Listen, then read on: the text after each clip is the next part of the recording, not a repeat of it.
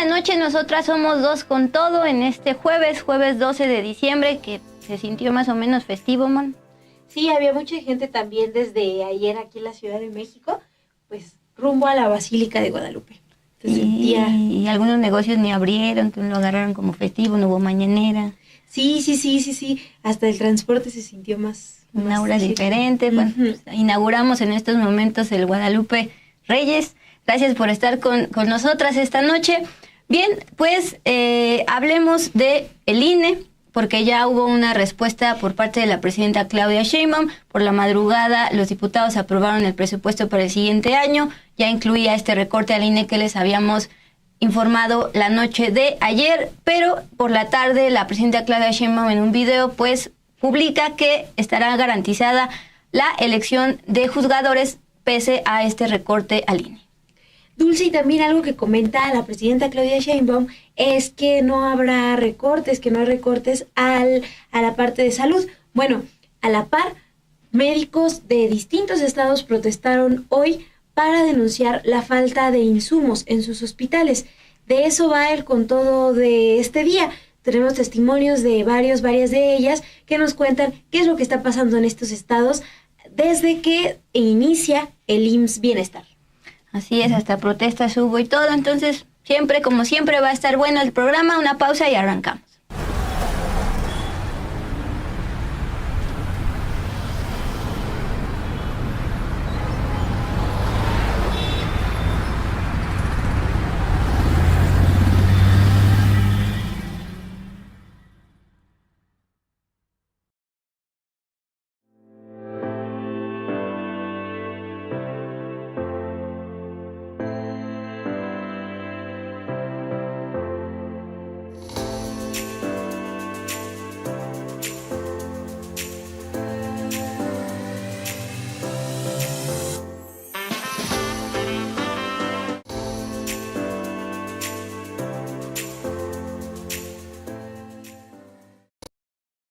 Buenas noches, de nuevo les doy las gracias por estar aquí conectadas en Dos con Todo. Ya las estamos leyendo a Fernando, a Diego, a Gerardo, que está escribiendo, a Iván Oledo. En un momento regresamos a responderles. Vamos a arrancar, Dulce, con la información, porque hoy la Corte Interamericana de Derechos Humanos declaró a México responsable de la desaparición forzada en 1999 del indígena maya Chol Antonio González Méndez, que apoyaba al Ejército Zapatista de Liberación Nacional, el EZLN. La Corte Interamericana determinó que México es responsable internacionalmente por la desaparición forzada de González Méndez, que sucedió en el contexto de violencia que enfrentó Chiapas. Esta violencia se intensificó a partir de 1994 tras el alzamiento del Ejército Zapatista, cuando tuvieron actuación grupos paramilitares surgidos a partir de la política estatal contrainsurgente, el Plan Campaña Chiapas. La Corte también reconoció que los grupos paramilitares operaban con apoyo, tolerancia y aquiescencia del Estado, con el objetivo de neutralizar fuerzas u organizaciones consideradas enemigas, como el Ejército Zapatista. González Méndez era integrante de las bases civiles de apoyo al Ejército Zapatista de Liberación Nacional y simpatizantes del Partido de la Revolución Democrática.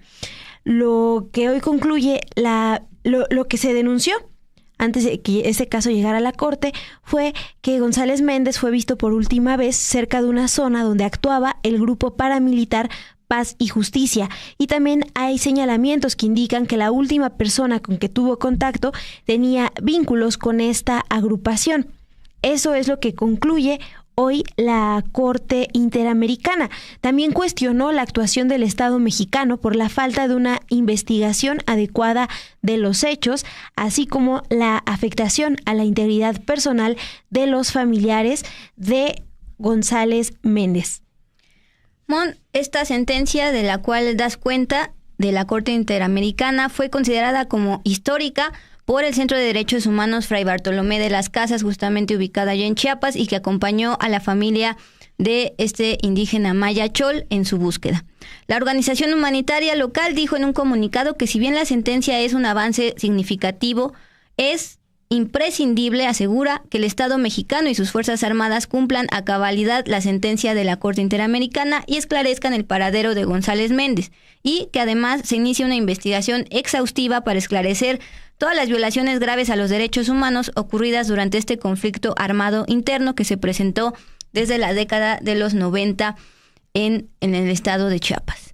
El Ejército Zapatista de Liberación Nacional se alzó en armas un 1 de enero de 1994, bastante histórico, y nunca depuso las armas, aunque desde hace décadas optó por el activismo social y la autogestión de sus territorios. Incluso intentó tener su candidata presidencial en el 2018. Por otra parte, la oficina en México del Alto Comisionado de Naciones Unidas expresó su respaldo a una sentencia que emitió este Tribunal Colegiado de Apelaciones del Estado de Nuevo León, que confirmó una condena contra 5 militares involucrados en el asesinato de 2 jóvenes en el año 2010. Los militares también fueron responsabilizados de alterar la escena del crimen con el objetivo de simular una agresión en su contra. Esto, por supuesto, es el otro caso de Nuevo León, armados hasta los dientes. Les podrá recordar el documental de streaming que habla sobre esto. Jorge Mercado Alonso y Javier Arredondo Verdugo, ambos estudiantes del Instituto Tecnológico y de Estudios Superiores de Monterrey, fueron asesinados por los uniformados el 19 de marzo del año 2010 dentro del campus universitario, alentando los cuestionamientos contra la participación de los militares en labores de seguridad pública en México. Es decir, a la par de que la CIDH está con una sentencia histórica pidiendo al Estado mexicano que resarza los daños por el tema de desaparición forzada de un indígena mayachol, también por parte de Naciones Unidas, pues están determinando y señalando la participación del ejército cuando iniciaba esta guerra contra el narcotráfico y que provocó el asesinato de 2 estudiantes, y que fue un caso tan histórico que fue llevado a un documental, Armados hasta los dientes. Sí, Dulce, yo voy a retomar el comentario que nos deja aquí María de Lourdes Preciado. Más vale tarde que nunca, tardaron 30 años para emitir el fallo contra el gobierno de México. Esto en relación a la sentencia que da la Corte Interamericana de Derechos Humanos. Y también recordar que lo que hoy ordena la Corte obliga al Estado mexicano a continuar con las investigaciones sobre la desaparición forzada de Antonio González Méndez. Mencionan que tiene que ser localizado y si no también sus restos. También lo que está ordenando al Estado mexicano es implementar un programa permanente de formación sobre investigación y juzgamiento de hechos de desaparición forzada dirigida a agentes del Estado de Chiapas. Si no tienen todavía un registro, lo que tendrán que hacer estas autoridades será iniciar un registro y actualizarlo sobre las personas desaparecidas para que así se pueda identificar qué casos están relacionados con desapariciones forzadas. Por eso, Dulce, es tan importante también la sentencia que hoy da la Corte Interamericana de Derechos Humanos. Gracias, Mon, y no olvidar que esto se dio en el marco del sexenio de Ernesto Zedillo. Y nos pasamos a la siguiente información dentro de esta sección al hilo. Vámonos con el tema de el INE. Ayer en este espacio les dábamos cuenta cómo desde la Comisión de Presupuesto de la Cámara de Diputados su dictamen ya traía pues un verdadero recorte al presupuesto del INE que habían solicitado. Ellos solicitaron más de 40,000 millones de pesos para todo su presupuesto, entre ellos 13,000 millones de pesos para la elección de juzgadores. Pero pues hubo peticiones tanto de la presidenta Claudia Sheinbaum como de la dirigente nacional de Morena, Luisa María Alcalde, de que este costo fuera menor. Incluso sugirieron de 7,000 millones de pesos y pues la Cámara de Diputados, con mayoría de Morena y aliados, hizo lo propio, hizo un recorte y el presupuesto para el INE quedó en 27,000 millones de pesos esta madrugada, que fue aprobado también en lo particular y había sido aprobado en lo general, como les informamos anoche. Bueno, ayer solo el INE publicó un comunicado advirtiendo lo que podía pasar. Hoy ya es un hecho y salieron a dar una rueda de prensa la consejera presidenta del INE, Guadalupe Tadei, acompañada de 2 consejeros electorales que pudieron estar ahí, aunque fueron invitados todo el Consejo General, solo pudieron llegar ellos 2. Y pues ahí la consejera presidenta del INE afirmó que tras este recorte presupuestal para 2025 no se podrán instalar las 170,000 casillas que se tenían previstas para la organización de la elección de juzgadores también, por lo que la ciudadanía podrá acudir a centros de votación. ¿Cuál es la diferencia, Mon, entre casillas y centros de votación? Es, si ustedes recuerdan, cuando fue la consulta popular en el año 2021, la casilla que le tocaba a usted estaba más retirada a unas calles que cuando son, por ejemplo, las elecciones, o fueron las elecciones de junio pasado, que incluso pudo haber estado en su propia calle o en la calle siguiente. Ante preguntas y preguntas de reporteros, la consejera Norma Cruz decidió tomar la palabra y explicar de manera muy sencilla de qué manera este recorte va a perjudicar a la ciudadanía. Entonces vamos a escuchar su explicación. Es que brevemente, yo creo que desde el Instituto Nacional Electoral, o sea, el mensaje que le estamos dando no solo a los legisladores, sino a toda la ciudadanía, ¿cuál es el impacto de este recorte? Bueno, un impacto así muy claro es que tenemos que revisar nuestro modelo. Entonces, en lugar de tener tu casilla a 1 cuadra, la vas a tener a 10 cuadras o a 5. Esa es la revisión que estamos haciendo. ¿Qué impacto tiene? ¿Cómo nos deja? Pues nos dejan revisar estas opciones, porque aunque no tengamos la liquidez suficiente para instalar 170,000 casillas, porque eso es lo que les explicábamos al legislativo, o sea, hacer un proceso con poco más de 170,000 casillas costaba 13,000 millones. Nos dieron menos. Tenemos que hacer un ajuste.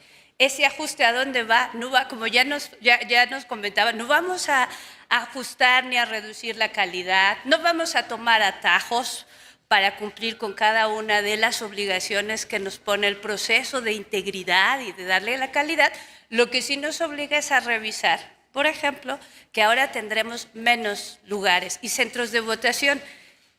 ¿Cómo va a afectar eso a la ciudadanía? Pues que en lugar de tener una casilla con 750 electores, tal vez tengas una casilla con...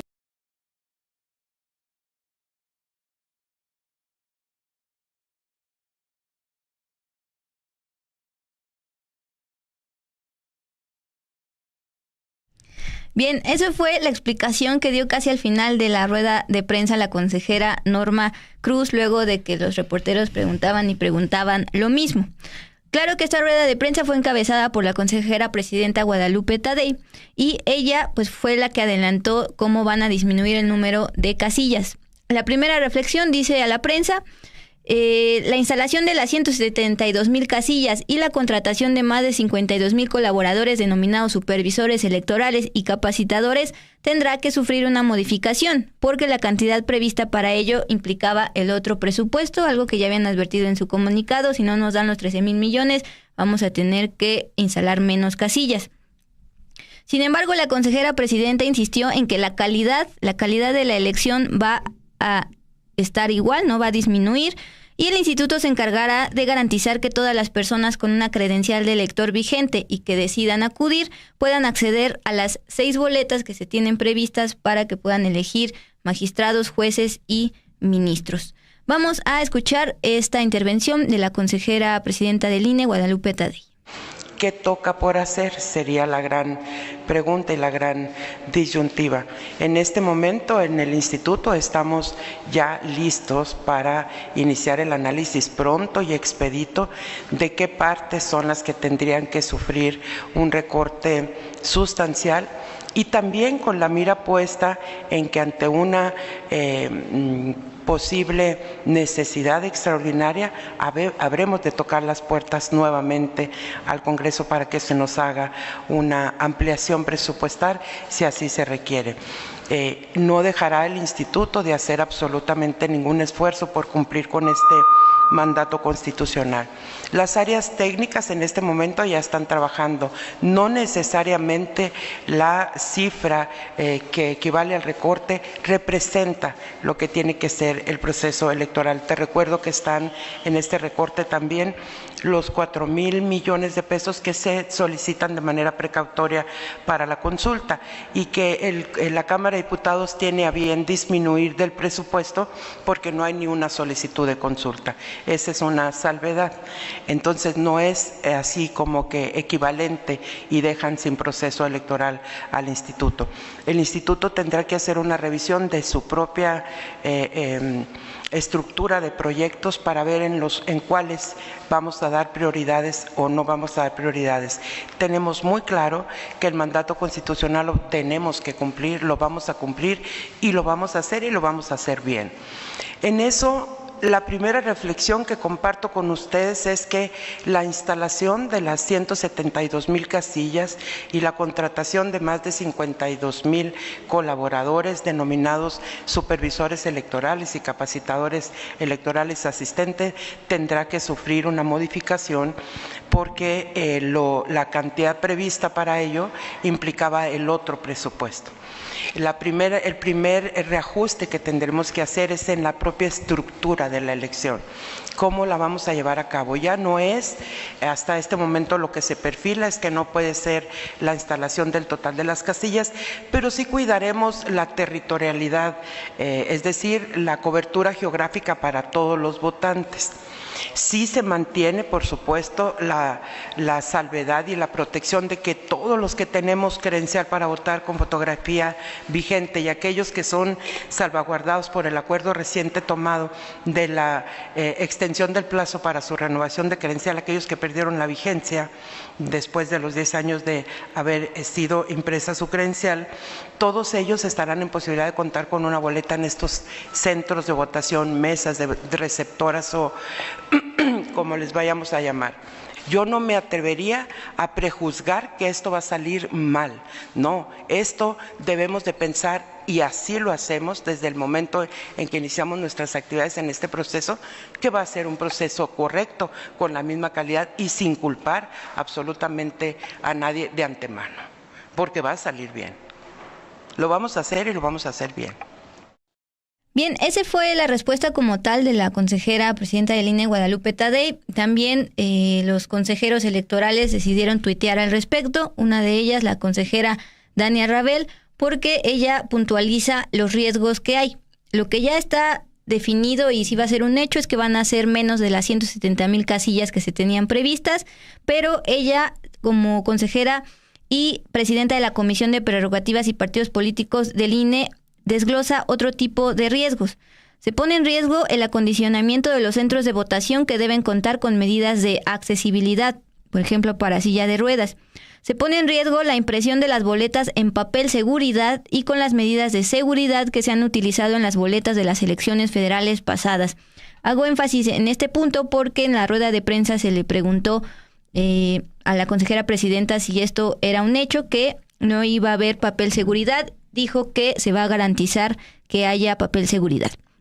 Luego plantea Rabel, se deberá revisar si contaremos con los recursos para dar el apoyo para alimentos que usualmente se entregan a las personas funcionarias que reciben el voto de sus vecinas y vecinos, el famoso lunch que le dan por estar ahí desde muy temprano, antes de abrir las casillas a las 8 y hasta su cierre a las 6 y luego tener que contar. Posiblemente no se puedan realizar contrataciones eventuales para hacer frente a las cargas de trabajo que implica la realización del proceso electoral extraordinario del Poder Judicial Federal. Y hablando de contrataciones, también recuerdo cuando estaba el tema de una posible reforma electoral y se manifestaron varias personas contra la famosa reforma electoral y luego contra el Plan B. También llegaron a manifestarse trabajadores del INE, pero los de base, los que tienen que estar caminando en las calles, asoleándose, etcétera, etcétera, notificando a quién le tocó ser funcionario de casilla. Ellos pues ganan muy poquito en comparación a, los altos cargos del INE.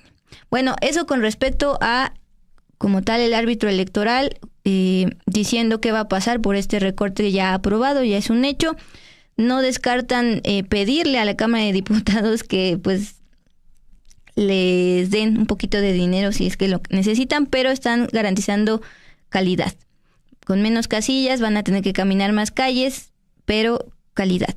Y justamente por la tarde, aunque no hubo conferencia matutina, la presidenta Claudia Sheinbaum publica un video donde justamente pues habla sobre la aprobación de este presupuesto de egresos 2025, entre otros puntos, y ya hasta el último destaca el tema de la elección judicial. Dice, y también está garantizada la elección del próximo año, que es el 1 de junio, para jueces, juezas, magistrados, magistradas, ministros y ministras de la Suprema Corte de la Nación.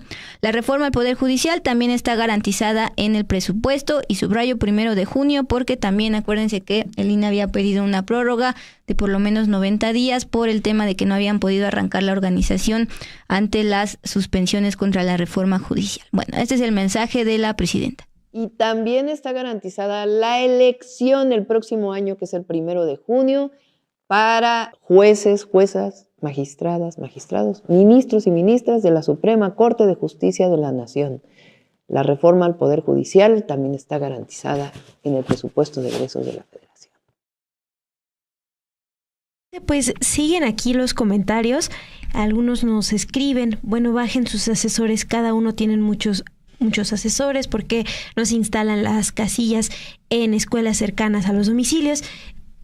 Es decir, este tema sigue todavía dando de qué hablar. Hay que recordar que lo que resaltaban desde el INE es que si necesitaban esta cantidad de recursos, pues para analizar incluso de qué tamaño sería la boleta, cómo se organizarían, porque en una sola boleta va a haber varios nombres, van a dar varias boletas para que tú votes ese día. Entonces era parte de las cuestiones que señalaban para insistir en más presupuesto, Dul. Los vamos leyendo mientras, y yo avanzo con una información destacada del día de hoy. Sin embargo, se publica un reportaje de Álvaro Delgado que expone cómo José Luis Lavalle Mauri, el actual secretario de Desarrollo Económico de Campeche, nombrado recientemente por la gobernadora Laida Sansores, además de haber sido designado en este cargo, pese a tener como antecedente haber sido procesado penalmente por los sobornos relacionados con el caso Odebrecht, este personaje, Jorge Luis Lavalle Mauri, expanista, también es socio del despacho de abogados que encabeza Roberto Gil Suart y fue beneficiario de los 14 millones de pesos que Francisco García Cabeza de Vaca le pagó con recursos públicos de Tamaulipas para defenderlo de las acusaciones de delincuencia organizada. Antes de ser detenido en el reclusorio norte por haber recibido sobornos relacionados con la trama de corrupción de Odebrecht, de abril de 2021 a septiembre del 2022, el ex senador Lavalle Mauri se hizo socio de Accuracy Legal and Consulting, el despacho que Gil Suart fundó en febrero del 2018 y que al año siguiente, el 22 de noviembre, recibió del gobierno de Tamaulipas, que entonces era encabezado por García Cabeza de Vaca, 14 millones de pesos para ser defendido por la Fiscalía General de la República, que lo acusa de delitos de delincuencia organizada. Que ustedes recuerdan, esas acusaciones hicieron que el exgobernador se fuera del país cuando se postuló para ser candidato del PAN, PRI, PRD. Sus conferencias las daba, no decía en dónde, hasta que le preguntaban, ¿y dónde está? En algún lugar de Estados Unidos. Entonces, bueno, Lavalle Mauri recibió de Accuracy Legal and Consulting transferencias por 2.753.297 pesos en 2019 y la mayor cantidad de esa cifra, los 2 millones cerrados, los recibió tan solo una semana después del depósito de los 14 millones de pesos del gobierno de Tamaulipas el 29 de noviembre, y esto de acuerdo con documentos de la Unidad de Inteligencia Financiera de la Secretaría de Hacienda.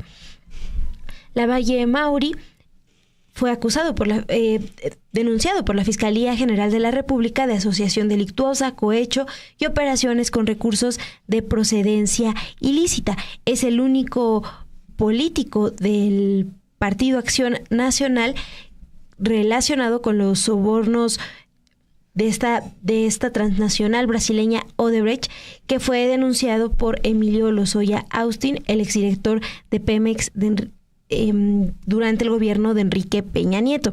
El único que estuvo detenido por este caso.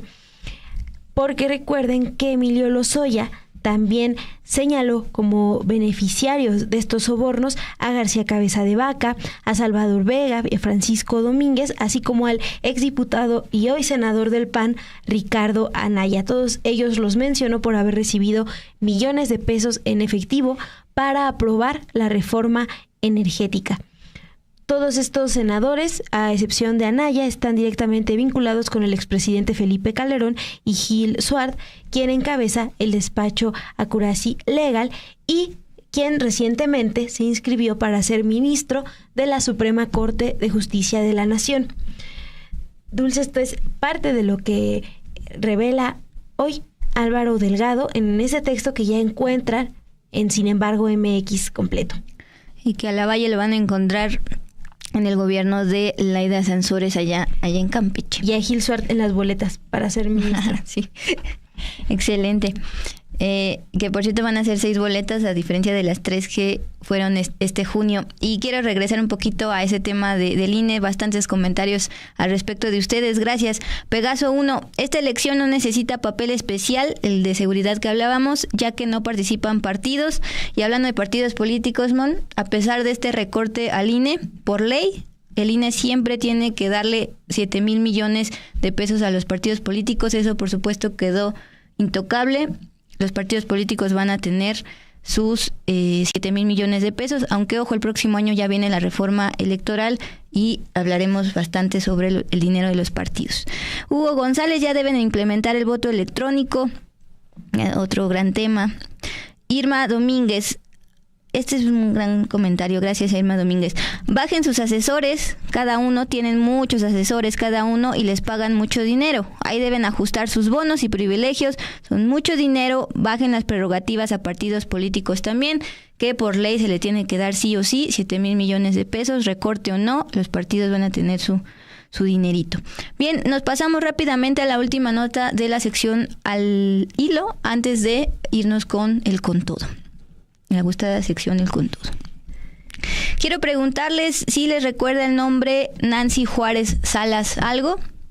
Bien, pues fue justamente la jueza federal que recibió el aplauso de trabajadores del Poder Judicial porque en su momento ordenó a la presidenta Claudia Sheinbaum eliminar del Diario Oficial de la Federación la norma constitucional que ya estaba publicada en la Constitución. Incluso hubo esta ironía de si lo que estaba ordenando era arrancarle páginas a la Constitución. Va a ser sancionada esta jueza por 90 días, es decir, 3 meses sin goce de sueldo. Esto por decisión de la Comisión de Disciplina del Consejo de la Judicatura Federal. El Consejo de la Judicatura Federal es precisamente el encargado de sancionar irregularidades de los trabajadores del Poder Judicial. ¿Qué pasó con Nancy Juárez Salas, la jueza federal? ¿Por qué la van a sancionar? En septiembre y octubre pasado, la jueza a cargo del juzgado 19º de distrito allá en Coatzacoalcos otorgó suspensiones en las que ordenó a la presidenta eliminar del DOF la reforma. Insistió en que la presidenta desacató la resolución, por lo que, según dijo, la ley de amparo establece una sanción porque se incurriría en un delito y el delito es, además definió el delito, el desacato a una autoridad judicial. La penalidad va de 3 a 9 años de prisión, una multa y la inhabilitación para ejercer un servicio público posterior. Esa fue su sentencia, aunque luego ella misma reconoció que al tratarse de el Poder Ejecutivo y la figura de la Presidencia de la República, pues era muy complicado quitarle el desafuero y luego como tal ponerle la sanción por desacato. Bien, pues al final la sancionada fue ella.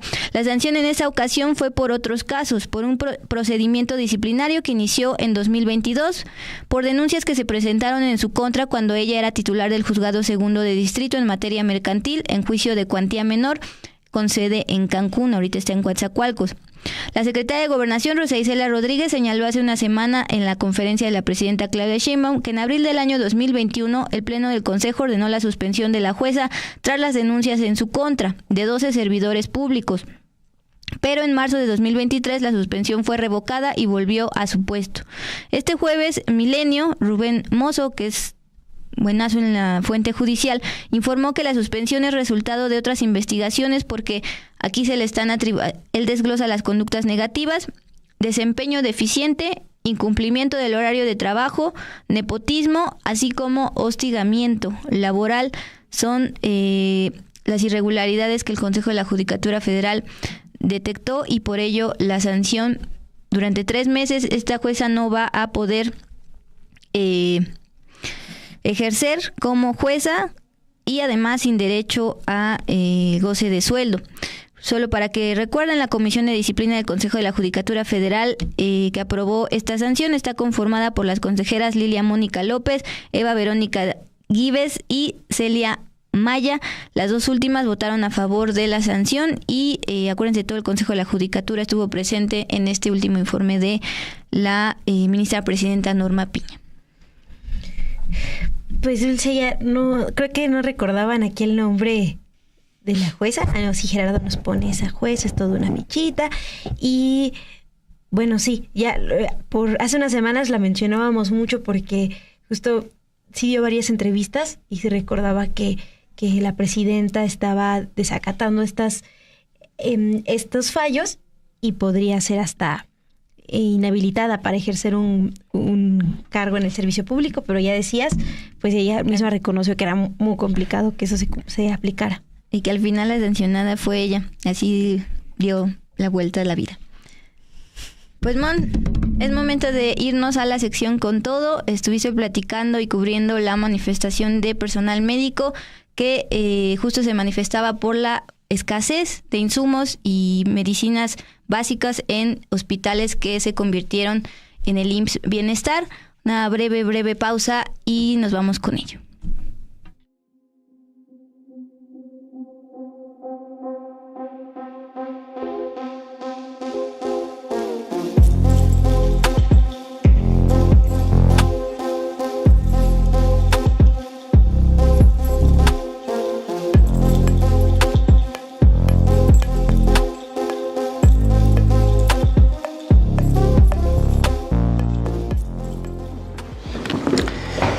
Pues ya está Derecha, el nuevo libro de los periodistas. Sí, y usted ya lo puede adquirir en las librerías. Nos vamos a dedicar también a ir una vez más a todo el país para platicar con usted sobre el más reciente libro de la trilogía. Pretendemos recorrer el país de punta a punta como lo hicimos con Izquierda. Vamos a organizarnos y lo que queda de 2024 y en 2025 vamos a estar en distintas ciudades de la República. Así que acompáñenos, esté con nosotros, lea Derecha. Y estamos grabando esto con el general Lázaro Cárdenas a nuestras espaldas, precisamente porque Cárdenas fue el último presidente progresista, de izquierda, con una vocación social en el siglo XX. ¿Ha habido otro presidente que no sea de derecha, desde Lázaro Cárdenas hasta Enrique Peña Nieto? De eso trata este libro. Así es, así que ya sabe, ya está disponible. Derecha.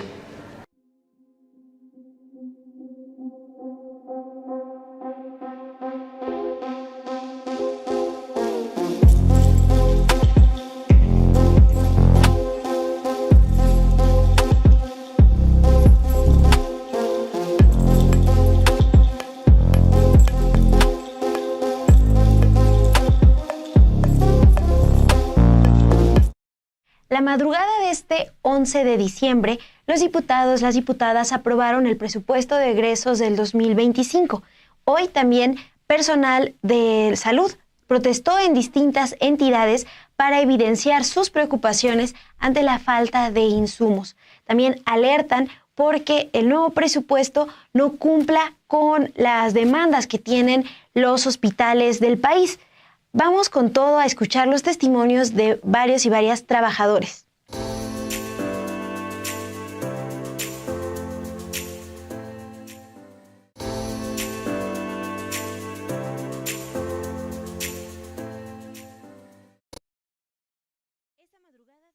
Los votos de Morena, el Partido del Trabajo y el Partido Verde, la Cámara de Diputados aprobó el presupuesto de egresos de la Federación 2025 en una sesión que se extendió por horas, más de 10 horas, y que también estuvo marcada por insultos y descalificaciones de parte de legisladores de la oposición. Bueno, este proyecto que fue enviado por la presidenta Claudia Sheinbaum ya será publicado en el Diario Oficial de la Federación para que pueda entrar en vigor desde el 1 de enero del 2025. Desde que el presupuesto fue publicado, trabajadores de la salud exhibieron la falta de insumos como uniformes, medicinas, alimentos, y también alertaron de más afectaciones si se aprobaba como se presentó. Nada más para recordarlo, a finales de noviembre, el director del Instituto Nacional de Cardiología, Ignacio Chávez, Jorge Gaspar, expuso en una carta interna al personal médico que ante un posible ajuste al presupuesto enfrentarían dificultades para adquirir dispositivos médicos. También señaló que han visto afectada la adquisición de insumos necesarios para la atención de pacientes y para la obra en proceso de construcción. Después de esta carta que se difunde del Instituto Nacional de Cardiología, personal del Instituto Nacional de Ciencias Médicas de Nutrición, Salvador Subirán, alertó que por ajustes presupuestarios en los próximos meses también enfrentarán la falta de medicamentos, por lo que la Dirección de Medicina le pidió al personal que limite la prescripción de medicamentos, mientras que desde el Hospital Infantil de México, Federico Gómez, también se expuso la falta de alimentos para su personal, y desde el Instituto Nacional de Cancerología se sumaron voces de trabajadores con preocupaciones por la falta de insumos. Esto en las últimas semanas. Y es que, por ejemplo, desde el Centro de Investigación Económica y Presupuestaria calcularon que el presupuesto del sector salud pasaría de 1.032 millones de pesos. De 1.032 millones de pesos a 918 mil millones de pesos a 2020. No, 918 millones de pesos. De 1.032 millones de pesos a 918 millones de pesos. Para el próximo año, para 2025.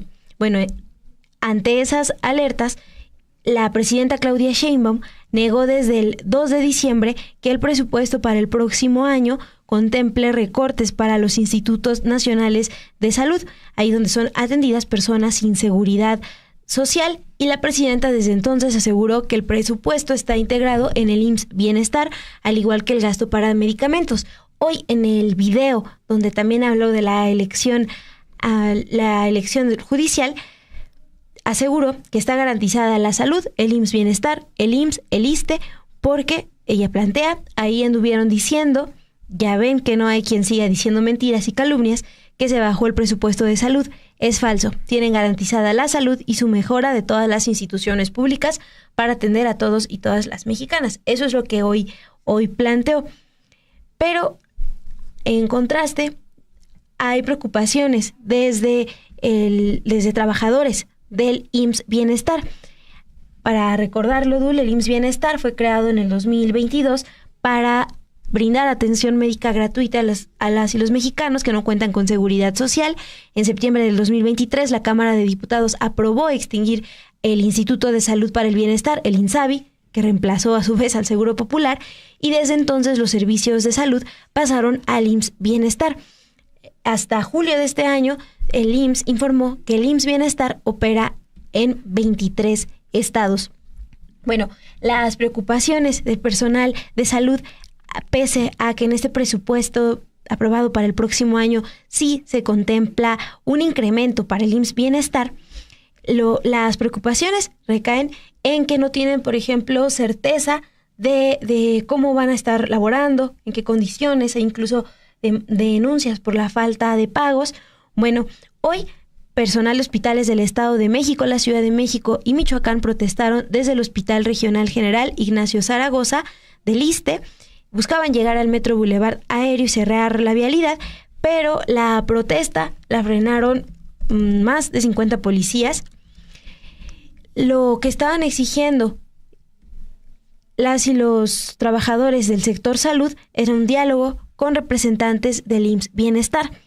Antes de entrar al aire, Fabián, uno de los representantes de las asociaciones que se están movilizando, de esta agrupación de doctores y de Personal de Salud, nos comentaba que seguían en una reunión con personal del IMSS Bienestar, pero lo que llamó la atención, que ya veíamos, Dulce, son estas imágenes con un montón de policías que les mandaron más de 50, que ya no les permitió avanzar. Se quedaron ahí en una plaza sobre Zaragoza. Iban a Boulevard Puerto Aéreo, ¿no? Muy cerca del aeropuerto Benito Juárez. Sí, habían anunciado cierres y bueno, pues la cantidad de policías ya no los dejó avanzar. Y ahí es donde esperaron el conversar con personal del IMSS Bienestar. Mon, aquí ya van varios comentarios al respecto. Master of Puppets recuerda el caso del elevador que se desplomó en una unidad del IMSS. Recuerda, fue por la falta de mantenimiento, en ese caso de una empresa privada.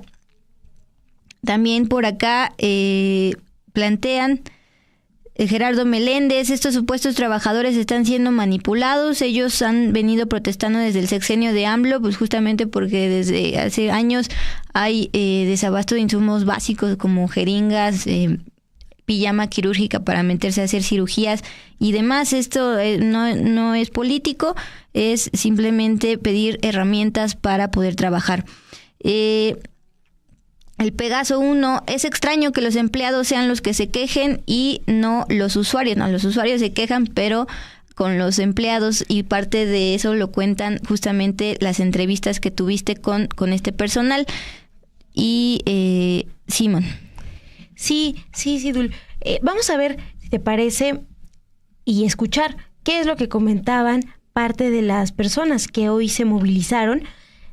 A quien vamos a escuchar ahorita con un megáfono es personal del Hospital de Alta Especialidad de Iztapaluca, ahora IMSS Bienestar, donde se atiende a personas del Estado de México, Chalco, Iztapaluca, Valle de Chalco, Ecatepec y Neza. Vamos a escucharlo. Calidad es un derecho universal. Salud de calidad es un derecho universal. Queremos trabajar, insumos no nos dan. Queremos trabajar, insumos no nos dan. Queremos trabajar, insumos no nos dan. Queremos trabajar, insumos no nos dan. Pueblo de México, nos estamos manifestando no por aumento al salario, nos estamos manifestando no por mejora en las condiciones laborales, nos estamos manifestando porque no hay insumos, materiales, soluciones para poder atender a nuestros pacientes. Estamos en este momento haciendo la manifestación y la declaración que el sistema de salud está siendo colapsado. La doctora, la presidenta Claudia Sheinbaum dijo que había presupuesto y le creo. A lo que no le creo son hasta las administraciones de las diferentes instituciones y hospitales, porque ese recurso no ha bajado. Doctora, debe de poner atención. Es prohibido enfermarse, prohibido accidentarse, porque no tenemos con qué atenderte. Somos los que estamos aquí, los que damos los rostros ante los pacientes. No son las autoridades, no son carteles de oficio de las autoridades. Somos los rostros que salimos y les decimos, no tengo con qué atenderte. No es falta de vocación, no es falta de humanidad, es porque no tengo con qué atenderte. Gracias. Presidenta, escucha, salud está en la lucha. Presidenta, escucha, salud está en la lucha. Presidenta, escucha, salud está en la lucha. Fue en general la manifestación con todo el personal médico. Aquí insisten Master of Puppets, hacen tranzas de todo tipo con el material, una auditoría no la aguantan. Ojo, porque el mismo personal de base está pidiendo la renuncia, por ejemplo, de los directores de finanzas y también de recursos humanos, porque ahí es donde están detectando las irregularidades. Mon platicó con Patricia Mercado Martínez. Ella labora desde hace 10 años en el Hospital de Alta Especialidad de Iztapaluca, que fue absorbido por el IMSS Bienestar. Ella manifestó que no hay insumos para dar quimioterapia a los pacientes con cáncer, tampoco hay insumos para suturar o para ofrecer siquiera una cuna decente a los recién nacidos, una escasez que cuando ella llegó hace una década no había notado. En contraste, antes era una referencia por su tecnología para que los estudiantes de medicina hicieran pasantías. Este es su testimonio. El día de hoy estoy aquí por que no tengo la forma, el material y los insumos necesarios para atender a mis pacientes. Tengo muchos pacientes que se aquejan del dolor y no tengo medicamentos, los insumos necesarios para sus cirugías.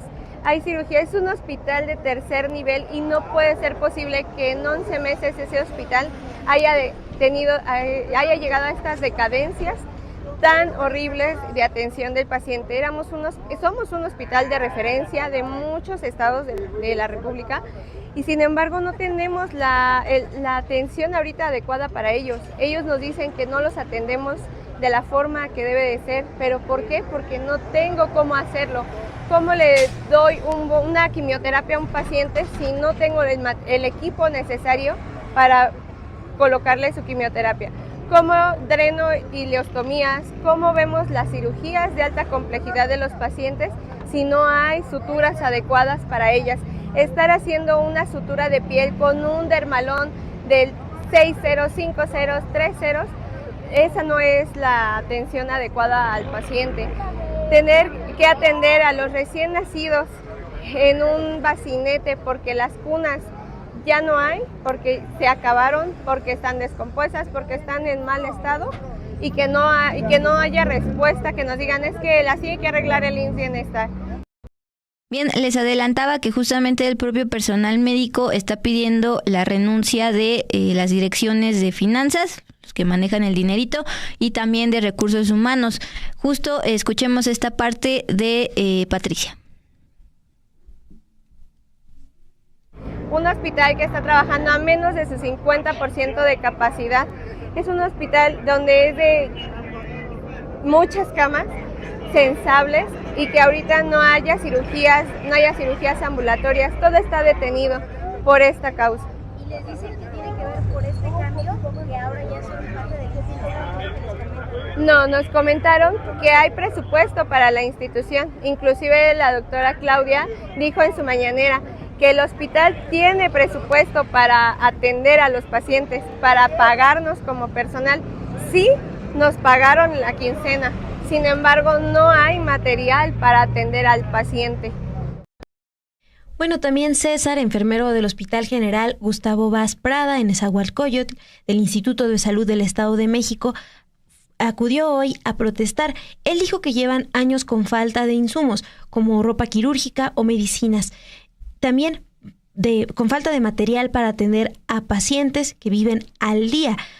Esto, según comenta César, empeoró con la incorporación al IMSS Bienestar por los nuevos tipos de contratación, ya sin prestaciones ganadas como vales de despensa o periodos vacacionales. Dice que es lo que detecta que preocupa a otros compañeros que están ingresando. Vamos a escuchar qué es lo que nos comentó.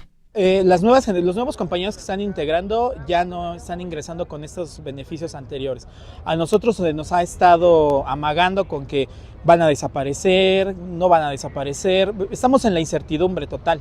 O sea, no sabemos qué va a pasar con nosotros ni con nuestras contrataciones. Afecta de una manera muy complicada. Bueno, primero, la certeza personal que tiene que ver con la situación laboral, con la situación de beneficios económicos, con las reducciones sí o no de nuestros salarios. Todo esto afecta, ¿no? Por un lado, que es a lo individual, pero a lo general, por ejemplo, la falta de insumos. Imagínese que usted necesita algo muy sencillo como una solución y no la hay, y que muchas veces, como son hospitales de población abierta, pues la mayoría de la gente vive al día, o sea, no tiene recursos para pagar un hospital privado. Imagínese 40, 50 pesos para una persona que vive al día con 50 o 100 pesos diarios para alimentar a 3 o 4 personas, en el mejor de los casos, pues no los tiene. Entonces, en eso afecta. Nosotros muchas veces retrasamos nuestros propios tratamientos. ¿Por qué? Pues porque no contamos con material quirúrgico, ¿no? Por ejemplo, cosas básicas como ropa quirúrgica para una cirugía, ¿no? Cosas así. Y ya luego hay cosas más complicadas, por ejemplo, materiales más especializados, como materiales de osteosíntesis, materiales medicamentos para pacientes embarazadas, tan básicos como la oxitocina, que luego no la hay, ¿no? Carbetocinas, que también es un medicamento importante y fundamental en caso de una hemorragia obstétrica, ¿no? No las hay, ¿no? Entonces, imagínense que no tenemos nada de eso, pues eso afecta a nuestra práctica y obviamente eso se traduce, por ejemplo, en demandas para los hospitales, ¿no? O en demandas para el personal médico, ¿no? La gente pues es víctima también de esta situación y obviamente ellos no son médicos, no son enfermeras y no saben lo que implica ese tipo de situaciones y terminan demandando a todo el personal y al instituto. Bueno, Dul, y por otra parte, Ana María Tobar, ella es enfermera en el Centro de Salud Dr. Juan Manuel González Ureña de Morelia, Michoacán, y trabaja para la Secretaría de Salud de ese estado desde hace 16 años. También comentó que las afectaciones se extienden a varios hospitales de esa entidad en Michoacán.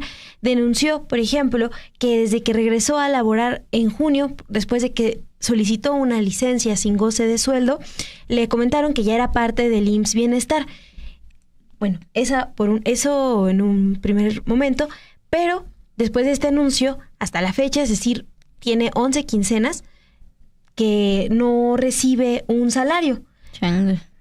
Por eso acudió hoy aquí a la Ciudad de México a protestar. Vamos a escucharla. Mire, yo metí una licencia sin goce de sueldo, que es un derecho que todos los trabajadores de base tenemos. Esta licencia yo la solicité en diciembre del 2023 para regresar a laborar en julio 16, a lo cual yo avisé a mi centro de trabajo que uno tiene que notificar 15 días antes en base a las condiciones generales de salud de la Secretaría de Salud, obviamente artículo 159 de nuestras condiciones. Yo notifiqué en mayo 15 que yo me reincorporaba a trabajar como derecho, pero llego yo y ya estaba en la transición, entonces me dicen que ya pasamos a IMSS Bienestar y desde ese momento que fui transferida yo no he recibido ninguna quincena, me he ido a presentar a mi trabajo de forma normal, voy y checo, pero entrego a las autoridades oficios solicitando mis pagos, solicitando el bono de uniformes, porque tampoco uniformes he obtenido, ni bono ni nada. Esta filipina fue obsequiada de una de las compañeras, porque como pueden ver también toma represalias con los trabajadores que pues de alguna manera nos manifestamos, nos quejamos, pero yo les pregunto, ¿cómo harían ustedes para solventar una familia sin 11 quincenas de pago? También lo que están exigiendo, lo que exige Ana María Tobar, enfermera, es que, bueno, ya se crea el IMSS Bienestar, pues ahora que les garanticen que las personas que están a cargo de este IMSS Bienestar en los estados, pues tengan la capacidad de ejercer estos cargos administrativos, que tengan los conocimientos. Y también recuerda un pendiente que dejó el expresidente López Obrador. Él habló de la basificación de todo el personal del sector salud. Fue una promesa que hizo durante su gobierno.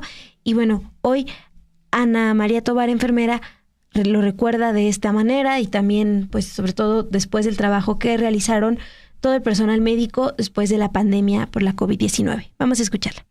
Prometieron en el sexenio de Andrés Manuel López Obrador, nuestro expresidente, bases para todos los trabajadores de salud, lo cual fue una mentira también porque no se ha cumplido con esto. Tenemos compañeras que tienen 20 años laborando como auxiliares de enfermería, cuando estas compañeras tienen títulos de maestría. Nosotros, cuando fue lo de la pandemia de COVID, nos trataron como héroes. ¿Por qué? Porque nosotros salimos a dar la cara por los pacientes, lo hicimos con gusto, compramos nuestros propios medidas de seguridad, que fueron guantes, la verdad, en ese momento, compramos overoles, compramos batas, compramos cubrebocas. ¿Por qué? Porque nosotros también tenemos una familia, pero también teníamos que ir a atender pacientes. Y si no nos daban material, pues nosotros teníamos que protegernos. Desafortunadamente muchos de los compañeros perdieron la batalla en la pandemia del COVID y ahorita, si puede ver, nos tratan como unos delincuentes. No es posible que la salud se esté deteriorando, que es algo que es un derecho constitucional para toda la población. Entonces estamos invitando a la población que reaccione, que se sensibilice, a los compañeros, enfermeras, médicos, que se sumen también a esta lucha, porque todos estamos en el mismo barco y necesitamos que todos remen al mismo tiempo, no solamente unos cuantos. Gracias por sus comentarios. Es muy importante que el personal médico sea escuchado por las autoridades, se revise con atención sus demandas y se investigue dónde o quiénes están fallando para que se corrija y en su caso se sancione. Exactamente, gracias SG. Esto más allá de gobiernos y de partidos es para garantizar el derecho humano a la salud, porque pues los médicos y enfermeros y demás personal médico no pueden contar con las herramientas básicas para hacer su trabajo. ¿Cómo lo hacen? Pues Beatriz Buendía, de Michoacán, enfermera desde hace 33 años, comparte en conversación con Mon, a quien veíamos al lado de Ana. Asegura que si no compra el material que falta, estaríamos sentadas cruzadas de brazos, es decir, ponen de su bolsillo, a pesar de que en otras ocasiones no les pagan, para poder garantizar la salud a sus pacientes. Hay muchas dudas y queremos que vengan los encargados para que nos aclaren cómo va a estar la situación en cuanto a nuestras jubilaciones, en cuanto a nuestros derechos laborales de antigüedad que hemos tenido, cómo los vamos a tener con ellos ahora que fuimos transferidos sin nuestra voluntad. Trabajamos con equipo propio, por amor a los pacientes, por ética también, porque de lo contrario no sacaríamos adelante la consulta. Hemos comprado termómetro, baumanómetro, equipo para tomar la presión, la cinta métrica.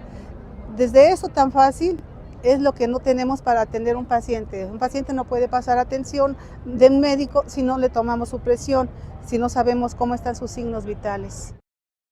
Bueno, las personas que hoy se movilizaron aquí en la Ciudad de México forman parte del Frente Nacional de Trabajadores de Salud en México. También había integrantes de la Unión de Enfermería Mexicana y de la Asamblea Nacional de Trabajadores de la Salud, pero también esta semana y hoy se registraron protestas en Oaxaca. Ahí, en esta semana, en esa entidad, anunciaron paros escalonados y de brazos caídos para exigir también el pago de salarios, prestaciones y bonos. Esto después de su adhesión al IMSS Bienestar. Por eso les decía que también se registraron movilizaciones en distintos puntos del país. Voy a hacer una fe de ratas por el tema del presupuesto de la Secretaría de Salud. La presidenta Claudia Sheinbaum insiste en general, el sector de salud no se recortó. Quien diga lo contrario dice es falso.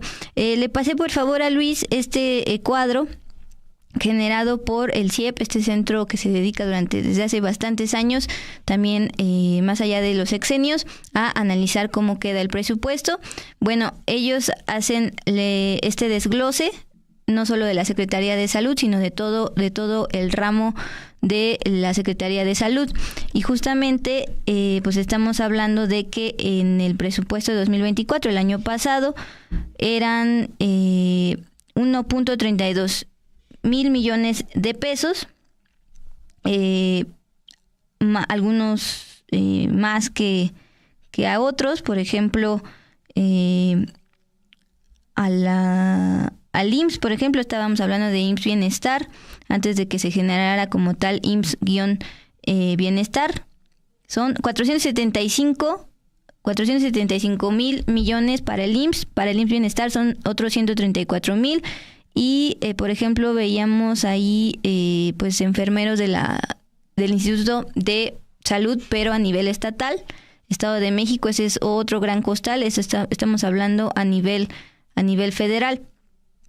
Entonces, pues ahí se ve cómo es en general el recorte de 11%, pero pues si te das cuenta, también hay unos que tuvieron aumentos, ya si lo ves desglosado. O sea, en general sí hubo un recorte de 11%, considerando IMSS, ISSSTE, hospitales de Pemex, IMSS Bienestar, Secretaría de Salud, aportaciones, el Seguro Social y también hospitales Sedena Semar.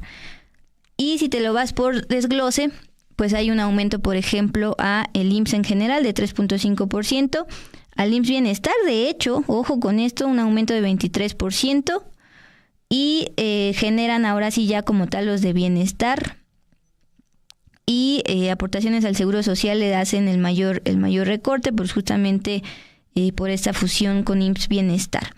Entonces ahí estamos. Hoy hablamos en particular del IMSS Bienestar, y en particular del IMSS Bienestar, de acuerdo con este comparativo del CIEP entre el proyecto de presupuesto, entre el presupuesto del 2024 y el proyecto de presupuesto 2025, que ayer ya se convirtió como tal en presupuesto aprobado. sí hubo un aumento al IMSS Bienestar, 23.3, pero en general todo el sector de salud sí tuvo sus recortes, sobre todo en aportaciones al Seguro Social.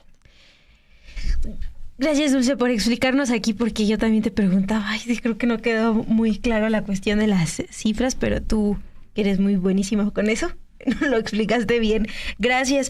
Y sí, pues aquí seguimos leyendo comentarios. Nos dicen, por ejemplo, Hugo, que él está agradecido con el IMSS porque han atendido muy bien a sus padres, le salvaron la vida durante la pandemia. Sí, hay en general también comentarios positivos sobre el IMSS. Aquí lo que les queríamos destacar son estos testimonios de personal que ustedes escuchaban. Lo hacemos pues de corazón, por ética, seguimos trabajando, pero la verdad sí estamos preocupados.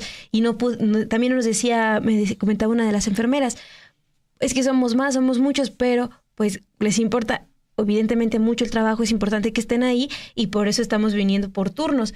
Estamos ahorita nosotros, pero nos vamos a mover a trabajar también. Entonces, queríamos traerles a ustedes estos comentarios, estas preocupaciones de personal del sector salud. Pues Mon, gracias por esta cobertura que haces al personal médico y nos vamos rápidamente a la sección al cierre con esta nota del famoso operativo limpieza. Como lo había adelantado el secretario de Economía, no se iba a limitar a Izazaga 89, es decir, aquí en el Centro Histórico de la Ciudad de México, sino que iba a ser a nivel nacional el decomiso de piratería por petición de industrias como el calzado y la textil que pues, veían una competencia desleal. El día de hoy, alrededor de 1 millón de piezas de diversos artículos de importación fueron asegurados por diferentes dependencias de los 3 niveles de gobierno en 3 conocidas, entre comillas, tiendas chinas de Hermosillo, allá en Sonora, como parte de la llamada Operación Limpieza. Personal de Hacienda, en conjunto con personal de la Secretaría de Economía, pero de Sonora, acudió a los diversos establecimientos en esta capital para hacer inspecciones. Adolfo Salazar Razo, secretario de Gobierno de Sonora, informó que la entidad, que Sonora, es el segundo lugar en el país donde se lleva a cabo este operativo. El funcionario estatal señaló que toda esta mercancía que pudieron supervisar, absolutamente toda, dice, fue introducida de manera ilegal al país y que no cumple con ninguna de las normas mexicanas de importación, otra vez provenientes de Asiamón. Y por su parte, el gobernador como tal, Alfonso Durazo, comentó que con esas acciones se busca dar seguridad y certeza jurídica a la introducción de mercancía en el país. Dulce, y yo nada más les comento lo que hoy dijo Santiago Nieto, titular del Instituto Mexicano de la Propiedad Industrial, un instituto que también estuvo involucrado en el decomiso del que les informábamos de Izazaga 89. Hoy en entrevista con Milenio, Santiago Nieto planteó que en la investigación lo que tendrán que buscar es cómo ingresaron estos artículos, qué empresas están detrás y preguntar a las personas dueñas de los locales. Tal cual la textual que dice hoy es, si se identifican a personas, revisar cuáles son sus estados financieros, las propiedades que tienen en la actividad federativa para poder determinar qué agencias aduanales están participando en esta labor, que es en prejuicio del Estado. Entonces, pues él también resalta esta parte de no dejar de lado la responsabilidad que tiene aduanas. Perfecto, man. Pues ya nos vamos a despedir, ya nos colgamos un poquito. A ver si no nos dice nada Ilse en producción, a la cual le agradecemos también a Luis Mata en operaciones y a Ana Mende en diseño. Que estén muy bien, Mon. Tú, nos vemos mañana. Mañana es viernes. Gracias por comentar, gracias por estar aquí y hasta mañana. Descansen.